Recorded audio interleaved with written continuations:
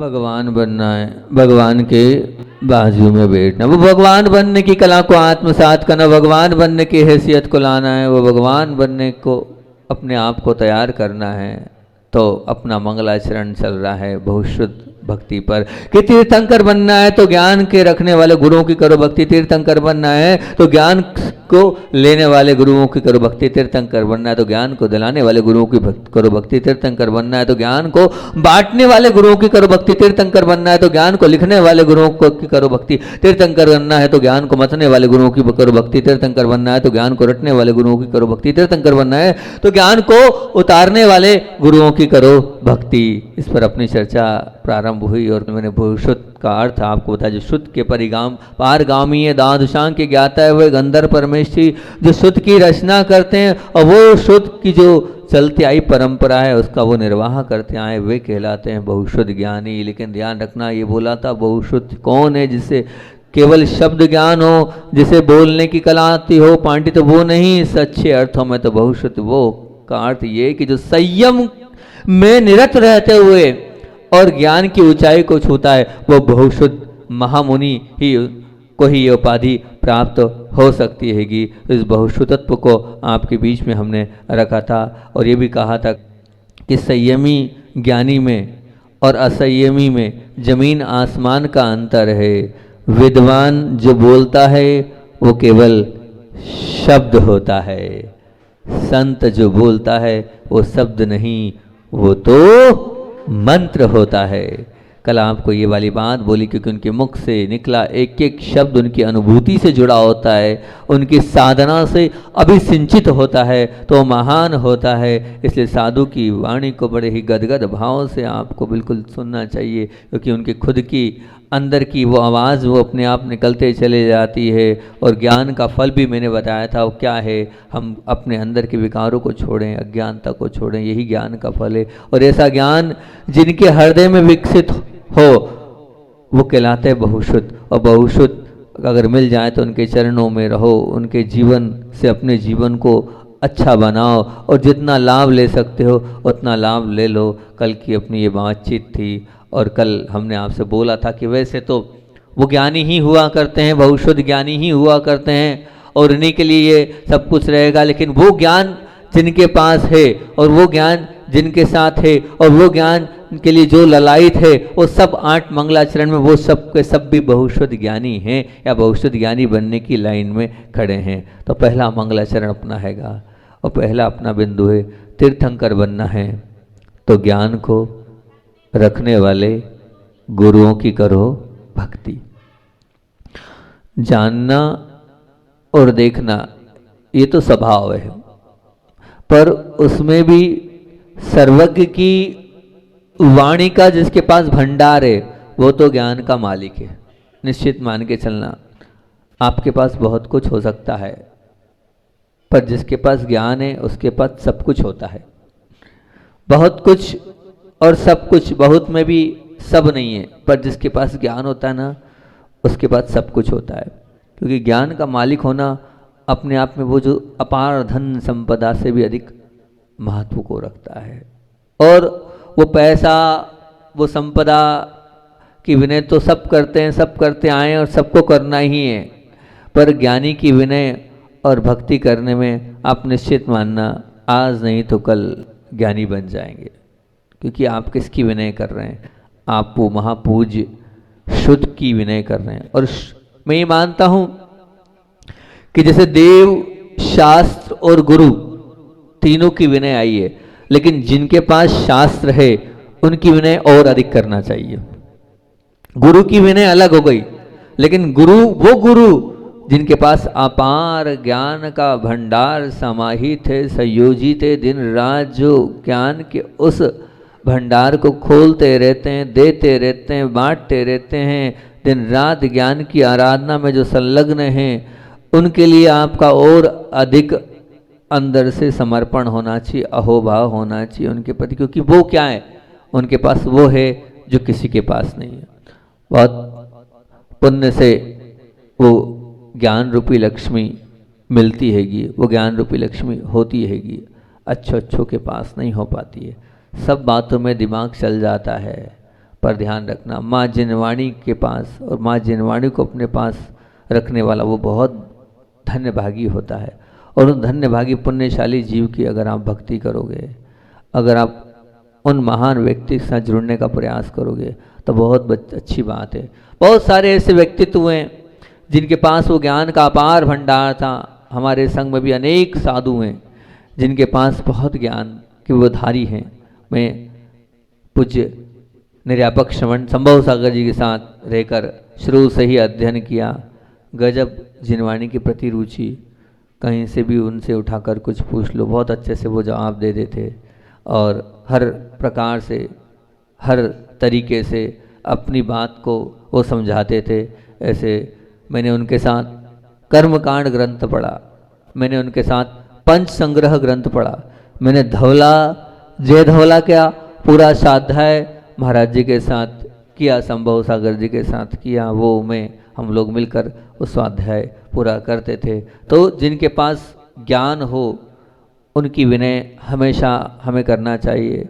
उनकी अगर हम विनय करेंगे, वो बहुशुद्ध ज्ञानी भले हमारे पास नहीं हो, लेकिन अगर हमें बहुशुद्ध ज्ञानी बनना है, क्योंकि बहुशुद्ध ज्ञानी की भक्ति करने से ही तीर्थंकर पद की प्राप्ति होती है। तो जिनके पास ज्ञान है उनकी हम जितनी ज़्यादा भक्ति करेंगे उतना ही हमारा अंदर से वैराग्य भी बढ़ेगा और साथ साथ में हमारे कर्मों की निर्जरा भी होती चली जाएगी।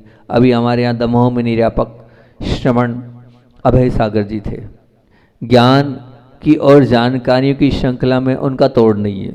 हर प्रकार के हर क्षेत्र में विद्य हैं, हर प्रकार की जानकारी आप उनसे ले सकते हैं। किस प्रकार से वो अपनी उस बात को रखते हैं बहुत गंभीरता से और बहुत ही व्यवस्थित नपे तुले शब्दों में वो अपनी बात को रखते हैं। ऐसे वो पूज्य अभय सागर जी महाराज जी, जिन्होंने हमेशा ज्ञान में ही संलग्नता अपनी रखी है, ज्ञान को ही पाने का जिनका लक्ष्य है। आप पाएंगे कि वो हमेशा लिखते हुए मिलेंगे, पढ़ते हुए मिलेंगे। अब देखो जो लिखने वाला है, पढ़ने वाला, जिनने अपने जीवन में लिखना और पढ़ने के अलावा कोई जुनून ही नहीं बनाया है, बस उसी में वो संलग्न रहें, उसी में वो समाहित रहें, तो ऐसे तो बहुशुद्ध ज्ञानित्व को कहना ही पड़ेगा ना, हमें बोलना ही पड़ेगा कि इनके पास वो बहुशुद्ध तत्वपना है, वो ज्ञान का अपार भंडार इनके पास है। जब ऐसे श्रवण मिले तो निश्चित रूप से हमारा माथा झुकना चाहिए, उनके प्रति हमारी विनय होनी चाहिए, उनके प्रति हमारी भक्ति अंदर से उमड़ना चाहिए। तो मानेंगे आचार्य भगवंत पूज्य गुरुदेव के गुरु, जिन्होंने पूरा जीवन जिनवाणी की सेवा में समर्पित कर दिया, आचार्य ज्ञान सागर जी महामुनिराज, मानना पड़ेगा। उनके पास भी अपार ज्ञान था, हर क्षेत्र का ज्ञान था। वो संस्कृत के विद्य थे, वो प्राकृत के विद्य थे, वो सिद्धांत के विद्य थे, वो अध्यात्म के विद्य थे। किस किस क्षेत्र में उन्होंने अपनी खुद की पारंगता हासिल नहीं करी, हर क्षेत्र में बहुत अंदर से ज्ञान को रखने वाले ऐसे हमारे गुरु नाम गुरु आचार्य भगवान ज्ञान सागर जी महाराज जी हैं। हमेशा वो नहीं है तो क्या हुआ, लेकिन उनको याद करके, उनको स्मरण करके, उनके प्रति अंदर से अहोभाव से, आदर भाव से अगर नमन करेंगे तो ये भी ज्ञान की विनय कहलाएगी और बहुशुद्ध ज्ञानी की विनय कहलाएगी। ध्यान रखना, ज्ञान जहाँ होता है वहाँ अपने आप माथा झुक जाता है, ज्ञान जहाँ होता है वहाँ अपना माथा झुक जाता है। और ज्ञान को देखकर भी अगर हम अपने आप को झुका न रहे तो भी हमारी अज्ञानता है, हमारा अभिमान है, हमारा ईगो है, हमारे अंदर से वो भी हाल कहना चाहिए कि अभी निकला नहीं है, समर्पण हमारा नहीं है। तो इसलिए जब लगे, जहाँ लगे, ऐसा लगे कि ये ज्ञानी है, उस ज्ञानी के प्रति आपका समर्पण होना चाहिए, भक्ति होना चाहिए। ढूंढो कहाँ किसके पास क्या है। और हर एक क्षेत्र में ऐसा नहीं है कि आप ये माने कि अब किसी को अध्यात्म में रुचि है तो किसी को किस में रुचि है। अलग अलग क्षेत्रों में अलग अलग रुचियाँ हैं। और मुझसे कोई किसी ने पूछा, बोले महाराज जी आपको किस आगम में पारंगत हासिल है, आपकी रुचि किस आगम में? आप न्याय के विद्ध हैं, आप प्रतमान योग के विद्ध हैं, आप कर्मकांड के विद्ध हैं, आप अध्यात्म के विद्ध हैं, किसमें आपकी ज़्यादा रुचि है? तो हमने कहा भैया अपन तो थोड़ा थोड़ा सब जानते, बस थोड़ा प्रतमान योग वीक है, वर्तमान युग थोड़ा वीक है, बाकी तो आप कर सकते हैं। तो अब वो तो ठीक था, हमने उससे पूछा ऐसा आप क्यों पूछ रहे हो, क्या कारण है आपका ये पूछने का कि आप हमसे ऐसा पूछ रहे हो कि आप किस क्षेत्र में विद्ध हो। बोले नहीं, मैं आपसे का पहली बार दर्शन कर रहा हूँ, आपके विषय में सुना है, आप ध्यान आदि में इंटरेस्ट रखते हैं। जब मैं संघ में था तब की बता रहा हूँ, आदि में इंटरेस्ट था, लेकिन मेरा भाव मैं उन्हीं को नमन करता हूँ जिनके पास बहुश्रुत हो। तो हमने उनसे कहा, मैंने कहा ध्यान रखना, आपने ये तो बोल दिया कि जिनके पास ज्ञान है हम उनको ही नमन करेंगे, लेकिन ज्ञान का अगर सही देखना है आपको तो ज्ञान के साथ जिनकी चर्या है आपको उनको भी देखना चाहिए कि चर्या और चारित्र आचरण होगा तभी वो ज्ञान कार्यकारी होगा। ज्ञान तो सबके पास होता है, मैंने कल भी कहा था ज्ञान तो बहुत सारे विद्वानों के पास भी होगा, तो क्या आप नमन करोगे, क्या नहीं करोगे ना। तो इसलिए अगर हमें ज्ञान दिख रहा है, ज्ञान के साथ आचरण दिख रहा है, तो आचरण को भी आपको नमोस्तु करना चाहिए। वो कुछ अलग धारणा वाले थे और कुछ अलग मानसिकता वाले थे, लेकिन जब चर्चा हुई तो उन्होंने उस चीज़ को एक्सेप्ट किया। तो हम तो इतना ही कहेंगे, जहाँ जहाँ आचरण के साथ आपको ज्ञान दिखता है और वो भी अपार ज्ञान दिखता है, तो आप नमन करना, बिल्कुल अंदर से नमन कर लें। आज आप कटिबद्ध हो जाओ, जहाँ भी ज्ञानी को देखोगे और उसमें भी संयमी को देखोगे तो झुक जाना। मुनियों के लिए तो जहाँ तक कहा है, क्या कहा है, आगम में ये आज्ञा आई है, आप तप वृद्ध हो, आप वयोवृद्ध हो, आप दीक्षा में भी बड़े हो, तब भी अगर कोई छोटा, अगर मान लीजिए शुद्ध का पारगामी है, तो उस बड़े साधु को छोटे साधु की विनय करना चाहिए। यह आगम में कथन आया है, यह आगम में आया है। आपको मैंने एक बार और पहले बताया था कि जब दो आचार्य भगवान जहाँ मिले थे, आचार्य धर्म सागर जी और आचार्य ज्ञान सागर जी महाराज जी, और जबकि उम्र में बड़े कौन, धर्म सागर जी, पहले दीक्षित कौन, धर्म सागर जी महाराज जी, और ज्ञान सागर जी महाराज जी बाद में दीक्षित होंगे। अब जब वो दोनों का मिलन वहाँ किशनगढ़ हुआ, या ब्यावर कहाँ पर हुआ ध्यान नहीं आ रहा, कहीं राजस्थान के किसी गांव में हुआ। अब वो इतना दिमाग सावकों का नहीं चला कि दो आचार्य हैं तो दो सिंहासन लगाने पड़ेंगे, तो सिंहासन एक। तब आचार्य धर्म सागर जी महाराज जी ने बोला ज्ञान सागर जी महाराज जी से, आप बैठो। तो उन्होंने, क्यों, बोले आप ज्ञानवृद्ध हो, जो ज्ञान आपके पास है, आपने संघों में सबको बांटा है ज्ञान, जो आपके पास है मेरे पास नहीं है। देखो कितने बड़े आचार्य, क्या है सरलता और सहजता कि वो अभी बने हैं आचार्य। अभी के भले उन्होंने खूब अध्ययन कराया, खूब पढ़ाया, लेकिन फिर भी धर्म सागर जी महाराज जी बोले मैं नहीं बैठ सकता सिंहासन में और आपको नीचे नहीं। दोनों का वाद विवाद 10-15 मिनट तक चलता रहा, सब समाज पूरी देखती रही क्या हो रहा है क्या हो रहा है। आखिर निर्णय ये रहा, न रहे बांस न बजे बांसुरी, हटा दो सिंहासन को, अब दूसरा कहाँ से लाएं। और दोनों बैठने को तैयार नहीं हो, इतना बड़ा है नहीं कि दोनों एक साथ बैठ जाए। क्या किया जाए, तो निर्णय यही हुआ कि ना इस सिंहासन को हटा दो, अपन एक साथ एक पार्टी पे बैठेंगे। और फिर वो एक साथ एक पार्टी पर वहाँ पर वो बैठे थे। तो ये स्थिति, ये परिस्थिति बनती कि वास्तविकता में कि आचार्य धर्म सागर जी ने भी अपने आप में पूज्य गुरुदेव का इतने अच्छे से भक्ति भाव के साथ, ज्ञान सागर जी महाराज जी का, जबकि वो छोटे थे फिर भी उसके बाद जो है विनय करी थी। तो जब भी आपको लगे कहीं दिखे कोई ज्ञानी, तो उस ज्ञानी को इसी प्रकार से अहोभाव से, आदर भाव से आप करते चले जाना। वो आप ये मत समझना बहुश्रुत ज्ञानी मतलब गणधर देव ही है, नहीं, उन गणधर देव की बात को वो फॉलो कर रहे हैं, बस फॉलो कर रहे हैं, मान रहे हैं, उनके पास है ज्ञान, तो हमें उनके लिए समर्पण करना चाहिए, करना ही है, तभी हमारी भक्ति वो बहुत अच्छे से हो पाएगी, नहीं तो नहीं हो पाएगी। दूसरा बिंदु है हमारा कि तीर्थंकर बनना है, तो ज्ञान को लेने वालों गुरुओं की करो भक्ति। मतलब ध्यान रखना, ये मत मानना कि अब मैंने महाराज जी जिनके पास ज्ञान था आपने उनको ही बोल दिया, अब बस जो लोग शिक्षा ले रहे हैं हम जैसे साधु उनको नमन ही नहीं करो, जो पढ़ रहे हैं। तो भैया नहीं, ऐसा मत करना। जो ज्ञान को लेने वाले गुरु हैं, जिनकी अंदर से भूख है, प्यास है ज्ञान को प्राप्त करने की, वो बहुश्रुत ज्ञानी उनको भी लेना, क्योंकि हर प्रकार की भूख है, पर ज्ञान की भूख रखने वाला भूखा रहते हुए भी महान है।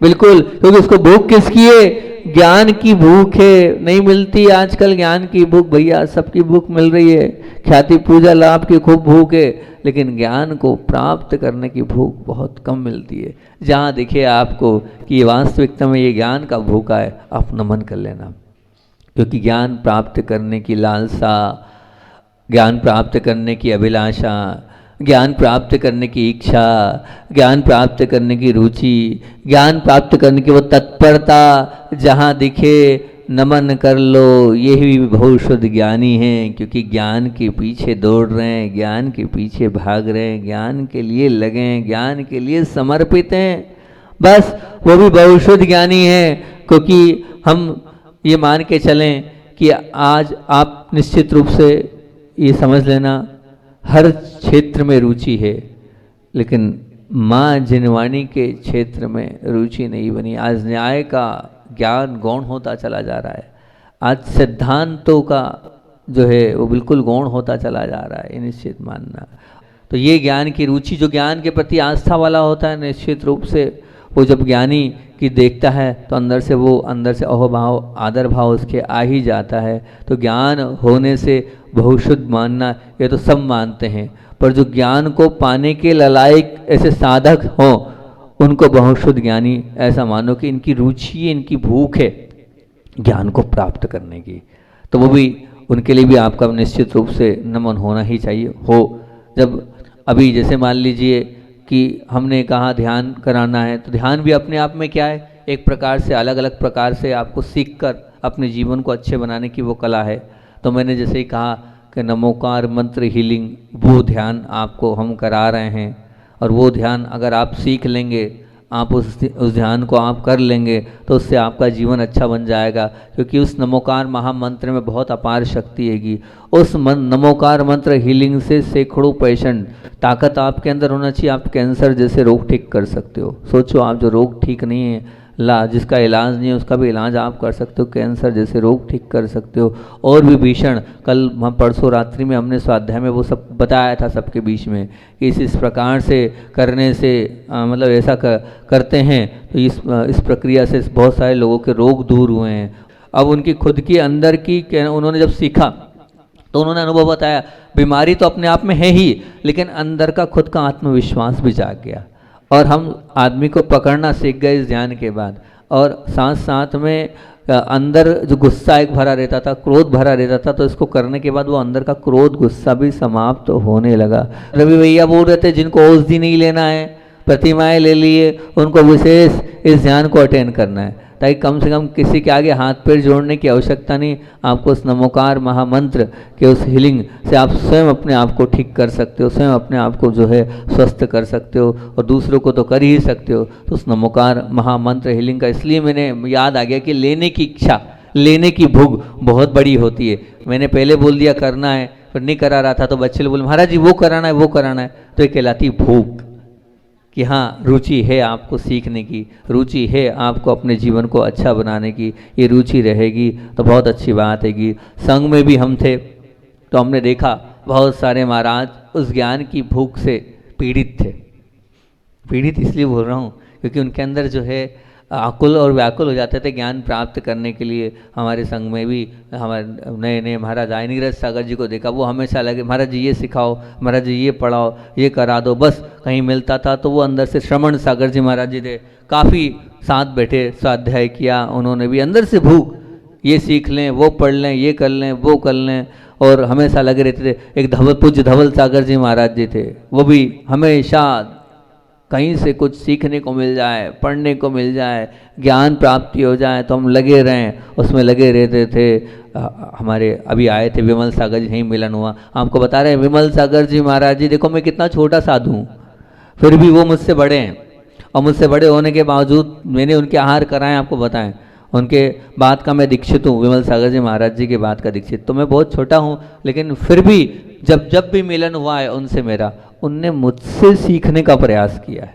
सोचो, विचार करो आप, जब मैं भाग्योदय में था तो संस्कृत के पूरे उन्होंने, उनके साथ बैठकर हमने पूरी पढ़ाई करी कि कौन सा काव्य किस प्रकार से होता है। अभी कुंडलपुर में थे तो कुंडलपुर में जो बहुत सारी चीज़ें, अब वो अलग विषय हैं, जिन विषय की जानकारी थी हमारे पास, उन सब की उन्होंने अलग से स्पेशल कहा, भैया आप बोलो हम आपके पास कब आ जाएं, आप कहाँ मंदिर में रहते हो, आप तो मिलोगे नहीं। मैंने कहा महाराज जी आप कैसी बात करते हो, मैं आऊँगा आपके कमरे में, आप क्यों मेरे पास आओगे, मैं आऊँगा।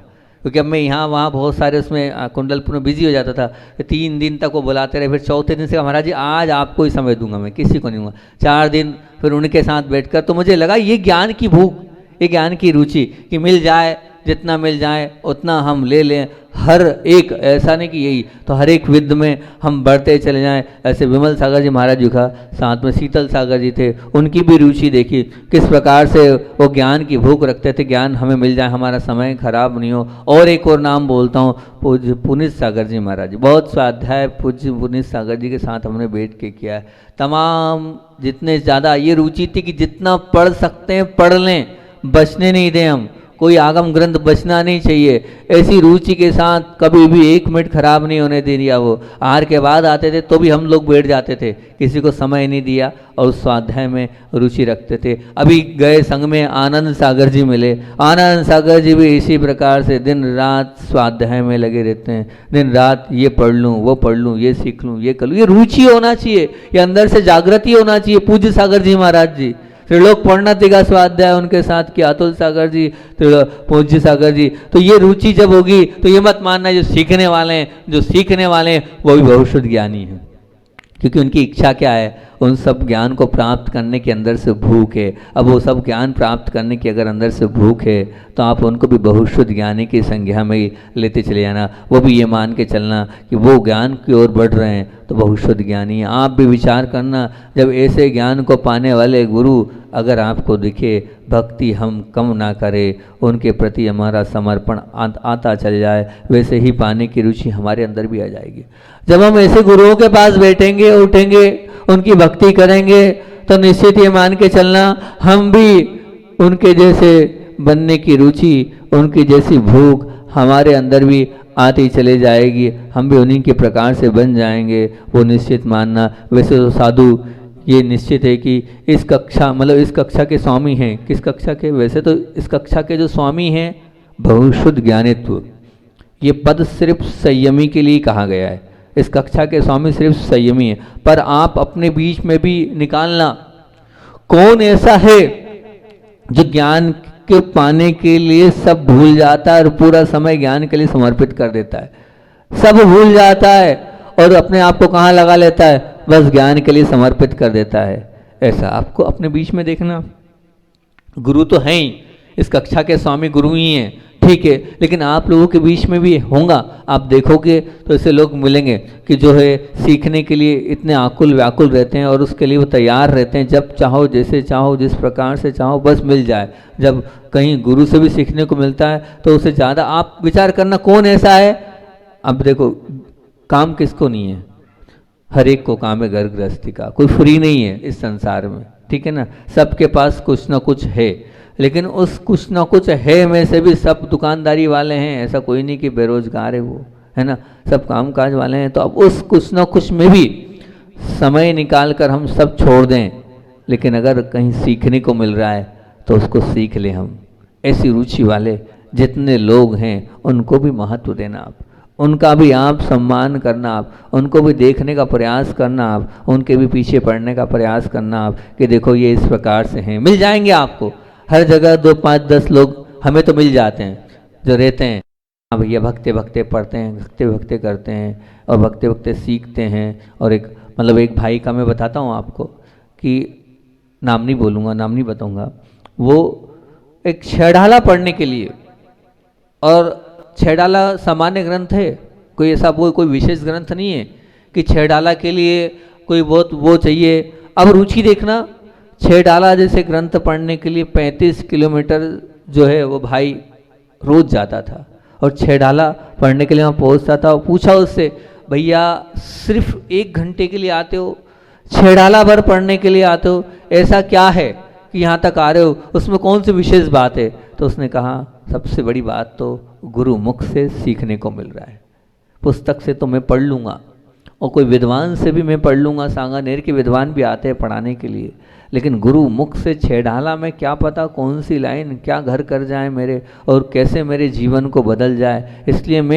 इसीलिए गुरुमुख से इतने 35-40 किलोमीटर दूर से आता हूँ और सिर्फ वो 1-1.25 घंटा आता हूँ और पढ़कर फिर चला जाता हूँ।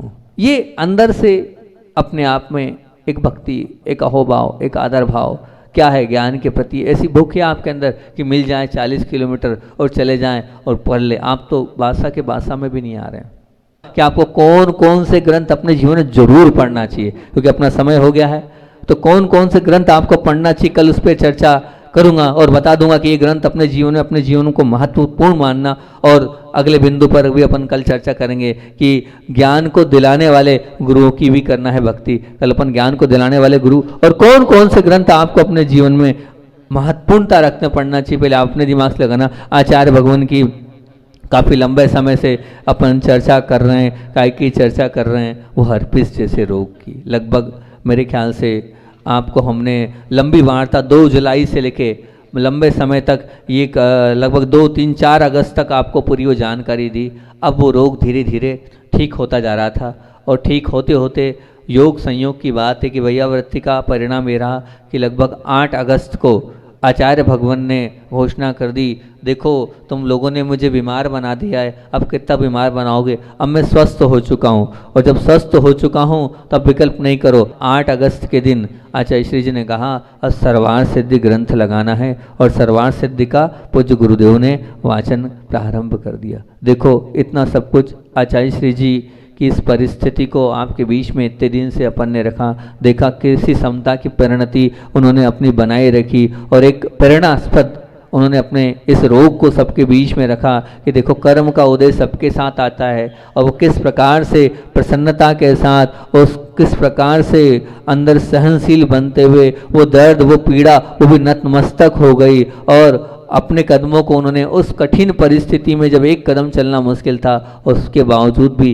कितने अंदर से अहोभाव के साथ वो उस बिहार को उन्होंने पेंड्रा रोड से पुनः अमरकंटक किया। उस दर्द में भी उस पीड़ा में भी अपने आप को दृढ़ संकल्प के साथ वो आगे बढ़ते चले गए और आगे बढ़ते बढ़ते वहाँ तक पहुँच गए। ऐसी यात्रा आपको मैंने पूरी सुनाई, उसकी 4 लाइनें और सुना देता हूँ कि एलोपैथी होम्योपैथी नहीं संत के पास, एलोपैथी होम्योपैथी नहीं संत के पास और दवा का भी नहीं करते हुए आस। कभी कभी दवाई नहीं भी लग रही है तो उनने कोई विकल्प नहीं किया और दवा का भी नहीं करते हुए आस और सिंपैथी इन सबसे बेहतर जो सिंपैथी इन सबसे बेहतर जो संत हृदय करती सदा निवास, संत हृदय करती सदा निवास। ऐसी ये सब बातें जो आपको इतनी सारी सुनाई, हमारा छोटे से दर्द में आप परेशान हो रहे हो, गुरुजी के तो पूरे पैर में दर्द था और फिर भी उनके चेहरे पर मुस्कुराहट थी। हम तो छोटे से में हैरान परेशान हैं और उसमें अपने आप को जो है आकुल व्याकुल कर रहे हैं और उन्होंने कितना सहन किया। उनके उस सहन को देखकर इसलिए हमारा दर्द कुछ भी नहीं है उनके आगे। ये सब कुछ इतने दिन जो दिया ये मेरा कुछ नहीं था। जो भी अभी तक मैंने बोला, ये भी जो बोला है अभी हाल ये लाइनें भी बोली है, मेरी कुछ नहीं थी। जितना बोला ये पूज्य अजित सागर जी उनके साथ थे, उन्होंने इकट्ठा किया था, उनने लिखा था। वो अजित सागर जी के लिए हम यहाँ से नमोस्तु कर रहे हैं, उनने लिखा और वही बातें आप लोगों के बीच में ये हर्पिस रोग वाली मैंने रखी है। मेरा कुछ भी नहीं था। उनके चरणों में बारंबार नमोस्तु करते हुए पूज्य आचार्य भगवान के चरणों में नमोस्तु करते हुए बोलिए आचार्य भगवान विद्यासागर जी महामुनि राज की।